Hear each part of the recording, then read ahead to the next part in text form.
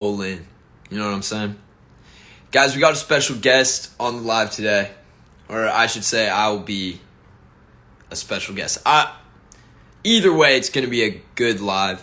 Gonna be some interesting conversations going on. So hopefully you guys are ready for that. Someone comes on asking if I'm posting a vlog. Not right now, but there will be one soon for sure. So I just gotta see where. All right, perfect. Guys, about to be a crazy live. All right.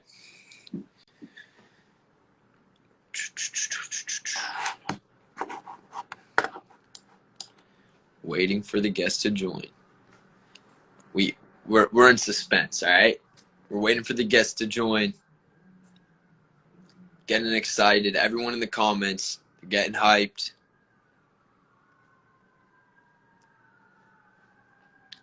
I think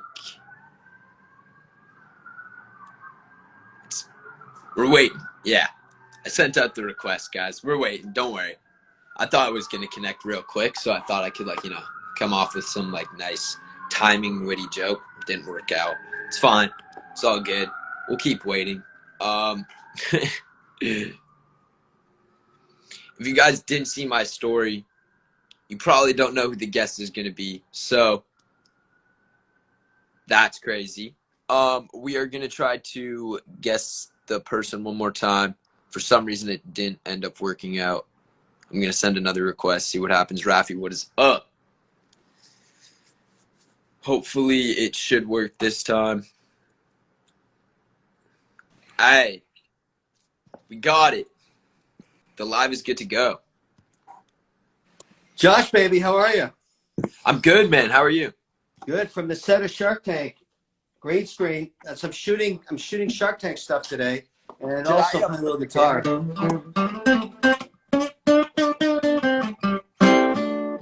Just screwing around. Jeez, I didn't know we were getting a live show like that. Hey, why not? That's impressive. All right, I didn't bring any instruments to play, but wish I did. I'm cranking up a little bit here. Let me get some more volume. Okay, that's good. How's that? Perfect. Great. Cool. So, I hear you're in business these days, right?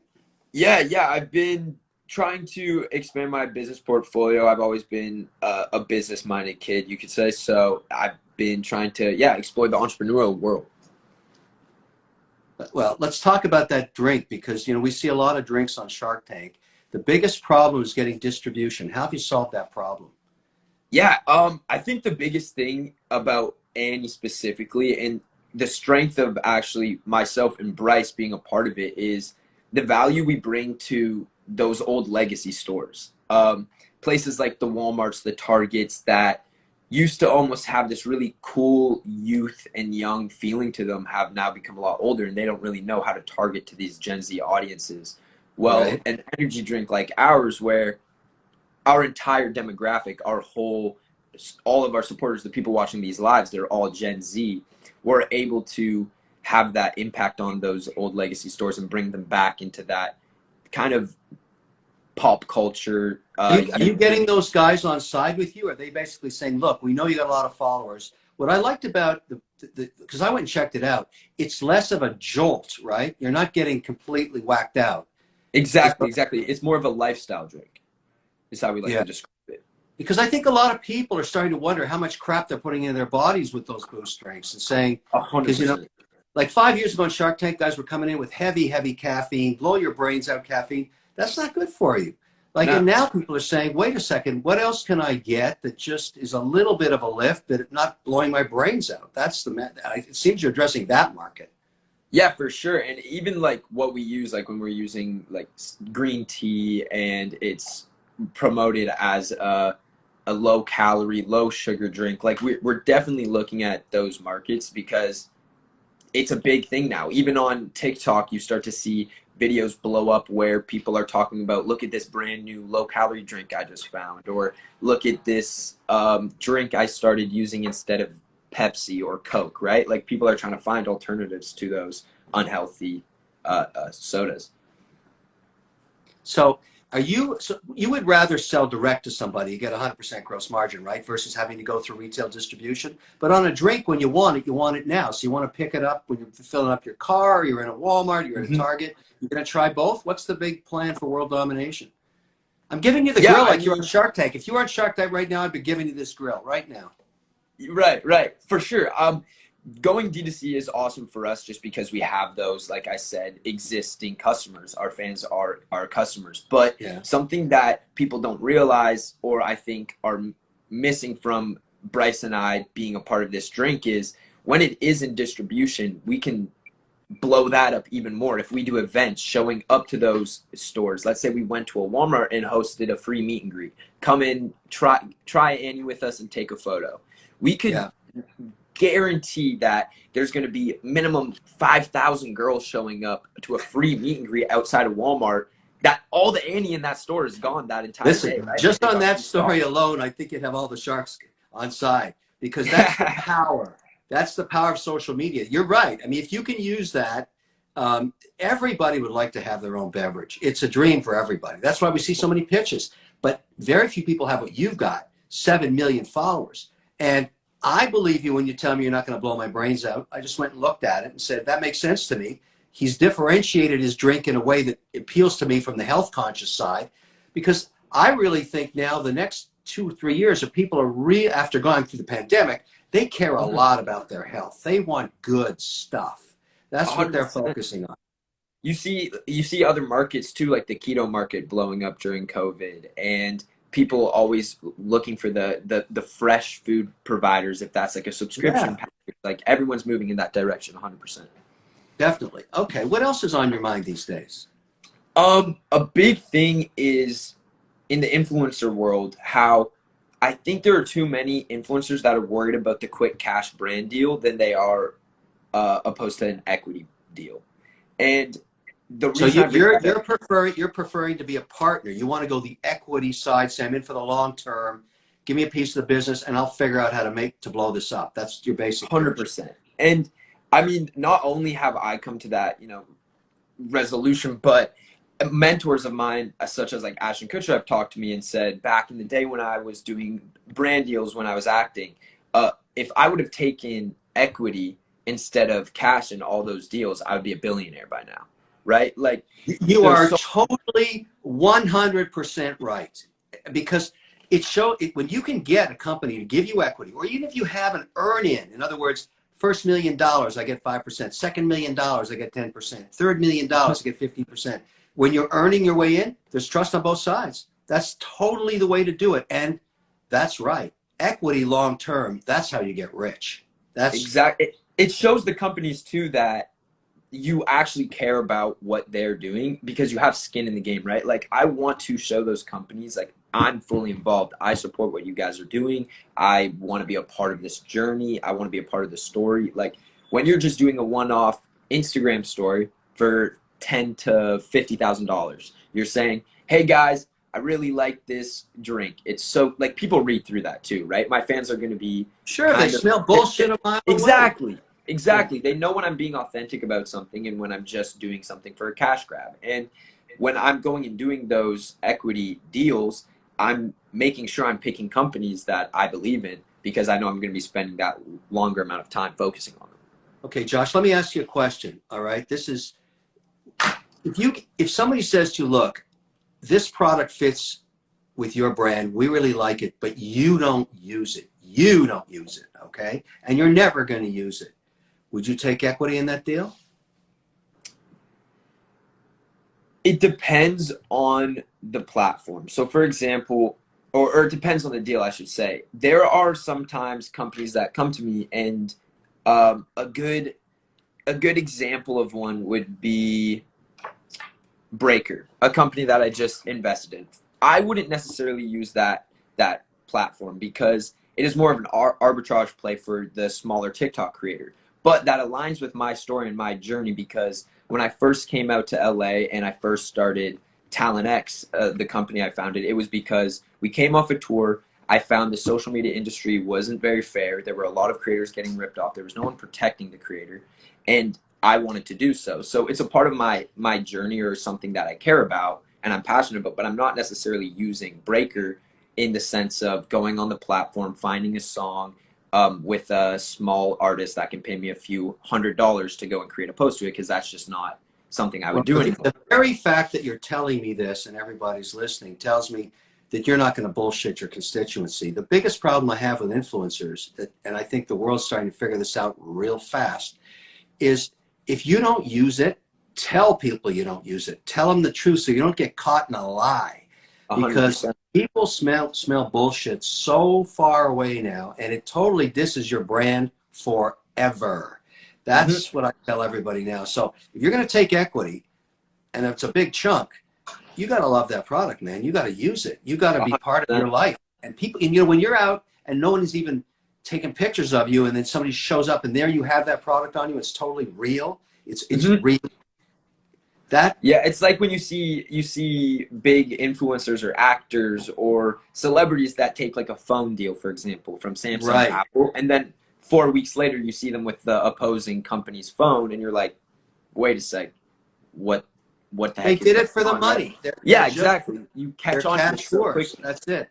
I'll tell you something about watches. I love watches. So that's an AP on a red band. That's my style. That's my classic look. I always wear red bands. But I don't go with any one brand because I want to wear all the brands. And it's more important to me to be, the only thing I tell the brands is if you want me to wear the watch, it's got to have a red band. And they say, well, we don't make red bands. I say, tough. Then I'm not going to wear your watch. It's that simple. But I'm honest about it. I wear everybody's watch that gives me a red band on it. And this is the only one in the world with a red band on it. But I think it's cool. That's my strength. Be real. Yeah. Be honest. Yeah. Okay. So I have a question for you about you're very known for doing royalty deals on Shark Tank. Correct. And I guess I'm wondering, is it because there are a lot of companies that aren't actual like venture backable on businesses on the show, or like what's the reason for doing those royalty deals as well? Okay, I'm going to share it with you, and I think you're going to understand it because you sound savvy enough to get the difference between royalties and equity. When there's a family business, Josh, when everybody in the family works in the business, like Wicked Good Cupcakes, everybody in the extended family, it's one of the fastest growing cupcake companies in America. Everybody that works there is blood, okay? You understand, they are a family member. The only way you get into that is your family. And then a dude like me comes along and says, I want to take a piece of your family's equity, but I'm not your family. I'm an investor. A better way to align our interests would be, give me a royalty on every cupcake. In the case of Wicked Good Cupcakes, it's legendary. Now I get 50 cents, and I've made millions of dollars off it. But I don't own any of the family business. They own it. It's their family. And that means every time a new generation moves up into their 18 or 20, they can work in the business as a family member. And you know, with family, it's different than outsiders. So a royalty works in a family business because everybody's aligned. I'm not cutting into their long-term family value because it's theirs. I'm their partner. I do everything in my power to increase sales because I get a 50 cents on every one. And everybody's cool with that. I think you can understand that. That's where the equity doesn't work because you're all of a sudden you're in the middle of a family. Like, that's uncool. I want them to have their own Thanksgiving. That's exactly what you're saying. Yeah. 100%. You get it, right? Yeah. It gives the family the feeling too, where it's still like their passion project. It's still like it's a part of their family, right? Like that business, that company, those cupcakes. Let me give you a different example, okay? This is Boost Oxygen. You talked about boosts with your drink. I'm in the Oxygen. All the athletes, all the skiers, all the skateboarders that want a boost in the afternoon. That's oxygen, baby. Just like in an airplane. 95% oxygen, 5% air. That company's not family business, Josh. I own a piece of the equity of that business. They want my name on that thing. It's just like you. I want it for the long run. We're going to blow it up in Walmart. We're going to blow it up in Target. We're going to blow it up everywhere. I need a piece of the action. You are 100% right, but that's not a family business. I see what you're saying. Yeah. No, I 100% get that. I don't need a royalty there. I don't need a royalty. I'm not taking a royalty. I'm just, in the afternoons, I'm boosting. But at the same time, I own a piece. And so I want this thing to hit it big. And then when we sell it to a big player in consumer goods, I'm going to make a ton of dough. And that's why they call me Mr. Wonderful, I think. So what are some of the funniest moments on Shark Tank? Like, if you could think of like one or two, I just want to know what do you think, if it's even like behind the scenes things that people don't know, whatever it is, what would be one of the funniest moments? You know, I've been working on that show for 13 years, and always to my right-hand side is Barbara. Barbara. Yeah. I've known Barbara a long, long time, and I'm going to tell everybody that's listening right now, the only reason Barbara gets to the set of Shark Tank, wherever we film it, is because I bought her a new broom. She flies there. That's it. Oh my gosh, that is funny. That's hey, listen, man, that's true. You see her flying in the sky in that broom. That's a new model. I get her every year so she can get Really? around. That's I'm very not kidding. generous of you. That, Well, I'll that's tell you, nice John, of you to think I'll tell you like that. a lot of things about Shark Tank is that you don't see the crazy things that happen, because sometimes, you ever heard that story in a marching band, okay, where people are standing before the football game for too long, they've got their knees locked. What happens to them is they pass out. That's happened Right. on Shark Tank. We had these dudes that came in that were selling an application, you know, sort of around the time that Instagram was blowing up with photos, and they had something attached to it. And they were standing, what the big guy was like 6'7", and he was right in front of me, and he was just stiff and standing with his knees locked. And all of a sudden, I thought I was hallucinating when I saw him start to fall like a tree, like this. It's Boom! just starting to tip Right, over. right into the cement. And we had it on camera. Like, the guy's face was not looking so good, okay? It was not a great, not, and when he woke up, after we got him, you know, the Emerge guys came in, they gave him some oxygen. He said, how about this, guys? How about we just check out a Dodge here and you never show that to anybody? That's what happened. But it was a crazy moment. Wow. My instinct, your instinct when somebody's passing out is to jump out of the chair and catch them. And like, everybody, all the sharks started to do that. You can see them coming out of their chairs. Like everyone kind of jolts. catches. Yeah. That was nuts. Let's talk about something that I wanted to ask you about, given all the stuff that's going down in the market this last week. The whole Reddit thing, the stuff that went down on Robinhood. You know, my son is working out in at Tesla, okay? He's electrical engineer, he just started, and he called me up on Wednesday and said, Dad, I'm sticking it to the man. I've opened up an account, and I'm going after these pigs that are, you can call them that. I'm saying that. He said, I'm going after these greedy guys that are shorting this stock, and we're going to take them to the wall. And I said, you got to be careful what you're doing. Like, anyway, he didn't listen to me, and he made himself about $700 in 2 minutes. Right. But then I said to him, and this is the question I've got for you, okay? When you're day trading, and I'm totally cool with that. I don't have a problem. You're not really investing. You're in and out, you're in and out, you're in and out. But when you're in your 20s, if you took just $100 a week and put it aside into really investing, which is like you buy a stock index or something, like an ETF, and you just forget about it, and you go through the next 40 years of your career, that's going to be like $1.5 million in the bank, even if you only make 50 grand a year. Yeah. And I was going to say, I wanted to talk to you a little bit, and I think this might be where you're going, and I'll let you continue after, but with some stuff with beanstalks. Totally. I totally want to blow beanstalks up, because there's 100 million guys and women in America that do not have any strategy. You have a strategy for your retirement. You're working for your retirement. You're doing deals for your retirement. You're planning ahead for when you're an old dude and you don't have to work anymore. You have a plan. But 100 million people, and many people listening right now, don't have a plan. So I want them to think about beanstalks. Yeah, I mean, that's something that's also, it's so not educated really in school, like that you can put away this little bit of money and how much it would actually be at the end. Like, no one really gets to look at that. And that's something that I want to stress to everyone listening on this live stream right now, is like the importance of like financial literacy. Like, go look into that stuff. Go look at beanstalks, because this week, I think this last week has brought a lot of attention to like stocks. And I just hope that people don't think that they can just go and invest in any little penny stock or some small stock and it's going to explode because of a viral video on TikTok. You know what I mean? Yeah, that's what happened. But I think here's the thing I'd say about what occurred and Robinhood. The reason I'm a fan of Robinhood's is that, just like you said, there's no financial literacy. We never taught anybody about credit cards, never taught them how to invest.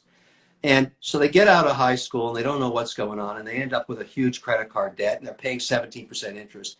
And then along comes this guy, Vlad, at Robinhood, and says, hey, look, I know the banks don't care about you because you only got $200 to invest. I know the online brokers don't care about you because you're an unprofitable account. We don't make any money off small guys. Come and work with me, and I'll find you a place to learn. He's got 16 million people on board. I think that's totally right, what he's done. And now he's getting criticized by everybody saying, oh, he's a bad dude, and he's getting all this stuff, you know, he's getting sued and all this. He's the only guy that started to teach people how to learn, how to invest. They don't have to day trade. They can take 10% of whatever they make and stick it into an app like Beanstox. And that's what I want to talk about. Beanstox does the work. I helped design it so you don't have to worry about day trading. It puts it to work in ETFs, and you just transfer in $100 a week if you can do it. Right. My mother taught me how to do that, and that's how you end up with money in the bank. You got to check it out. It's really easy. There's lots of apps, but they're day trading apps or they're rounding up credit card apps. I want something real easy. That's what Beanstox is. Right. This kind of takes away the risks of the day trading too, where it's, you know, you're investing in one, just, you know, in one company or one stock. Yeah. Like I'm not against day trading. I'm not against it. I'm not against it. I'm just saying, what about yourself? What are you doing for yourself? Mm-hmm. Like, I know what you're doing, Josh, for yourself. I totally get it. That's pretty smart. You're building a brand and you're monetizing it, and more power to you. But not everybody gets to do what you did.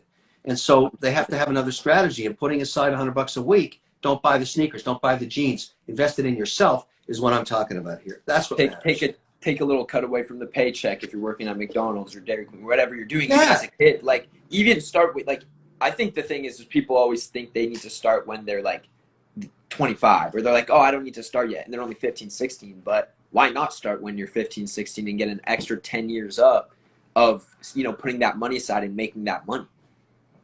Well, what do you do to curtail your urge to just buy a bunch of shit? Like, what do you do? Like, you know, do you say to yourself, I don't need a Lamborghini because I'd rather have it making 8% in the market every year? What do you do? So luckily, I think I got to give a little credit to my parents, where they were always kind of on me about not spending too much. But I've always personally been someone that has looked at things like the cars and the shirts, and it doesn't make sense to me. I don't understand what's so cool about going and purchasing those things. I'm also in a situation where I'm a little bit lucky, where companies will send me things for free. So for creators, I never understand why an influencer ever goes and spends their money on Louis Vuitton or Fendi or anything, because all those companies just send the stuff for free as well. I just think that you should just be aware of what you're buying. If that's keeping a little, I used to keep a notebook and really just tally up, like, what are my purchases this week? And I eventually started realizing, like, oh, Uber Eats, for example, was I was spending like $150 a day on Uber Eats.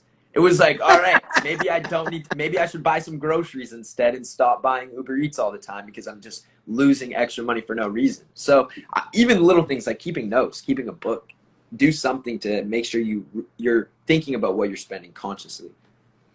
The way I think, I like what you're saying, because you're right. When you take something and blow $150 on something you could make yourself for 20, you basically took $130 and you killed it. You killed it because it could have gone into your savings, your Beanstox, your long-term thing, and it would have been making 6 to 8% a year. But you ate it. You ate it. You killed it. And that's literally ate it. You really ate it. Like, that's, and I kind of agree with that philosophy. And I tell people, you know, I got in a lot of shit for telling people, don't buy a coffee for $4.50 when you can make it for 25 cents. Why don't you take the $4.25 and invest it in yourself and your long-term future? Well, I mean, wow, they really went after me on social for that, but it's the truth.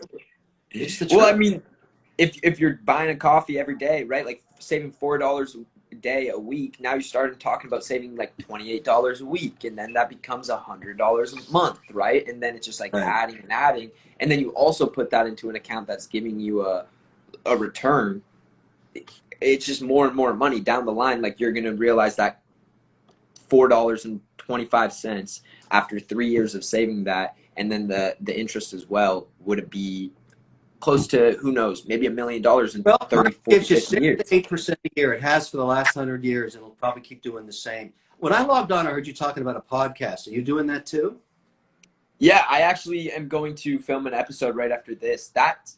I think a lot of people think I went on that podcast like just for fun, and but there's so much strategy behind doing something like that as well. It's about adding depth to a personality, right? I was viewed as just a TikToker a few months ago, 6 months ago. Right. And then doing things like adding this podcast, showing an hour of myself talking and personality, that gives such a different feel for who I am. And it's the same when I do the entrepreneurial things and the business side of things, that's adding depth. It's going to a different demo as Are well. are you going to merge those thoughts together? I mean, are you going to start thinking about, okay, if I'm going long and I'm buying equity in a company basically, because when they give you equities for your services, you're essentially buying it. And so are you going to kind of try and merge those two together so that you're talking about what you're doing with that company, giving people an idea of how that whole deal works? Because there's a lot of interest in that kind of thing. I think I would love to start actually a business podcast down the line where I'm giving information about, my projects or my investing, or what I'm doing right now is I've been going on a lot of different podcasts, sharing my story or talking. If that was like Ed Millett's recently I went on, but I definitely think that people miss even like the demo change, right? Barstool, that whole audience over there is more of a male demographic as well, something that I don't have a lot of. The thing about that demographic is they're a total different customer. They spend on different things. So if I'm trying to do more content in the sports world, or maybe target my merch in a certain way, that audience is so important, and I don't have access to that. I think those guys, given your followership, those guys, and I went to New York to visit with them, and some of the guys that used to work with Dame and John that I'm obviously working on Shark Tank with are now at Barstool. And we talked a lot about the partnership potential because they really developed a new model there. And they're probably someone you should go up and talk to a little bit, because you're exactly the demo for many of the followers on that. I wanted to ask you another question too, because I did something last night I've never done before. Everybody's been hitting on me on my Instagram account to join the Clubhouse. Just every day someone else is pitching me, Clubhouse this, Clubhouse that, Clubhouse this. So Damon called me again, guy that I work with a lot. Damon John said, look, I'm sending an invite to Clubhouse. Let's do a Clubhouse tomorrow. Mm-hmm. And I know Pomp quite well, and I called him up and said, Pomp, what's going on with with the Clubhouse thing? He said, let's do it. Let's just do it at 9:00. So I had 0 followers, never done it before. What a shit show. I was going to do it for 30 minutes. I was on there for 2 hours having so much fun. It was crazy.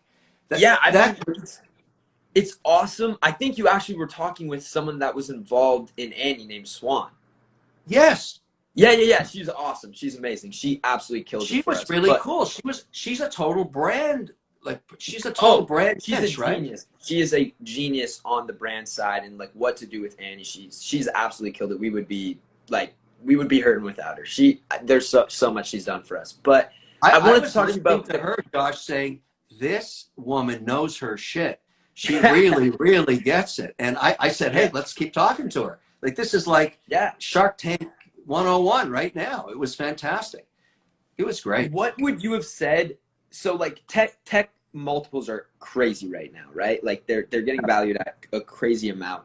What would happen if Clubhouse was pitched on Shark Tank? Because it just raised $100 million at a $1 billion valuation. It has 3 million users, and it has no revenue, 0 revenue.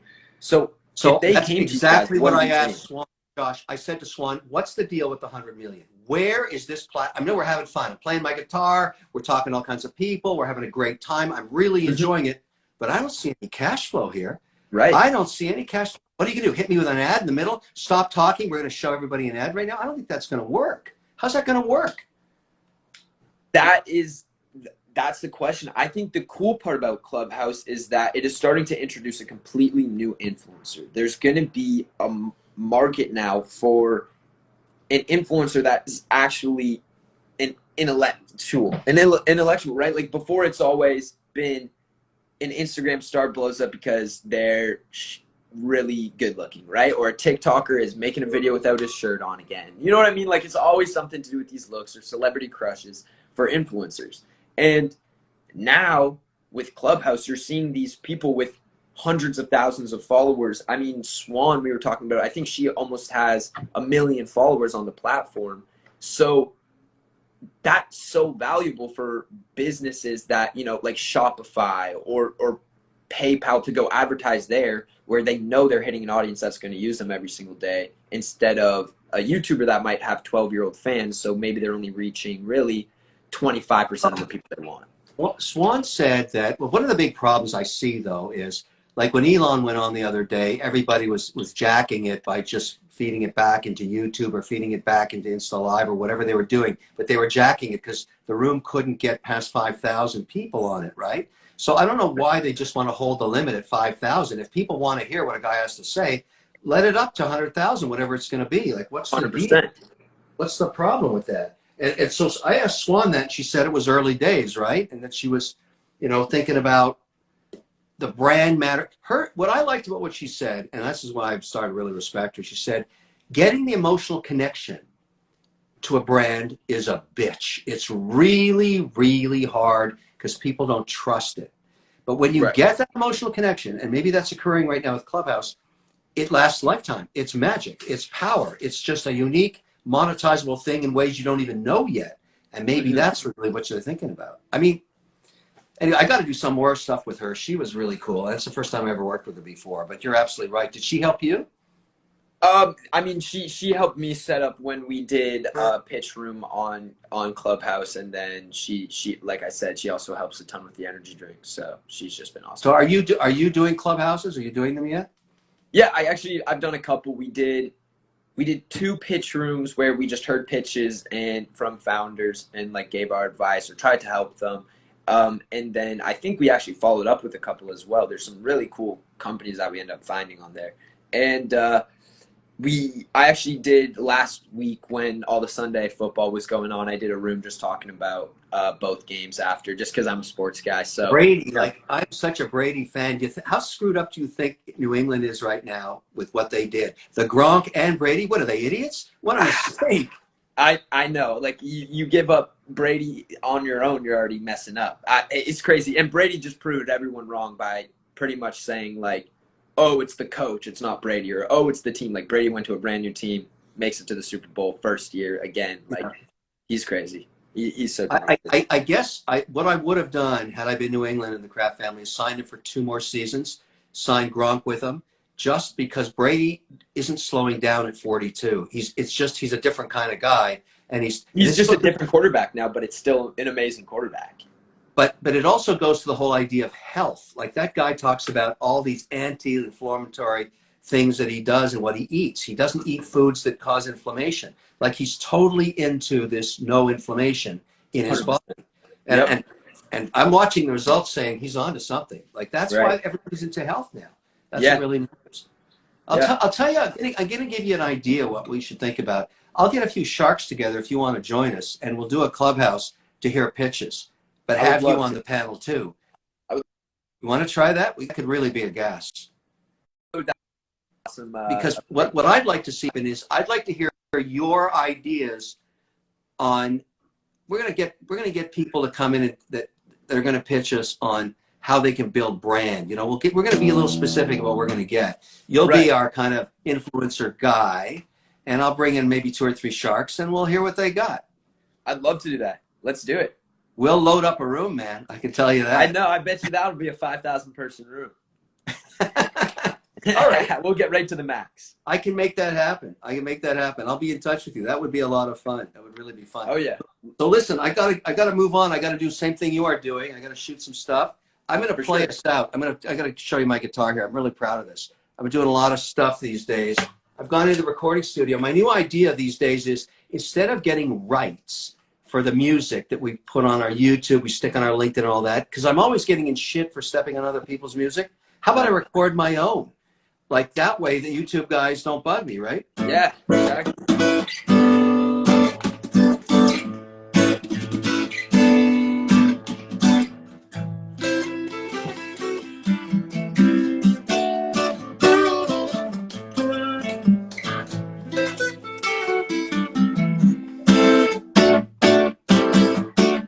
That's killing it. That was crazy. I did not expect that at all. Hey, I'm just throwing it out there. Everybody wants to be a rock star, man. You know that. That's true. Three of my roommates want to be rock stars. I definitely know that. Yeah, that's cool. Listen, it's been fun working with you. Yeah, great talking with you, man. We'll see you when we'll do the shark thing together. That would be a lot of fun. Hell yeah, let's do it. Take care, man. Thanks. Yeah, bye. All right, guys, that was the live. I hope you guys all enjoyed, learned something, new. Make sure you guys do go check out Beanstalks, all that stuff. Educate yourself on financial literacy. I'm gonna go record BFF's pod, so stay tuned for that. Peace.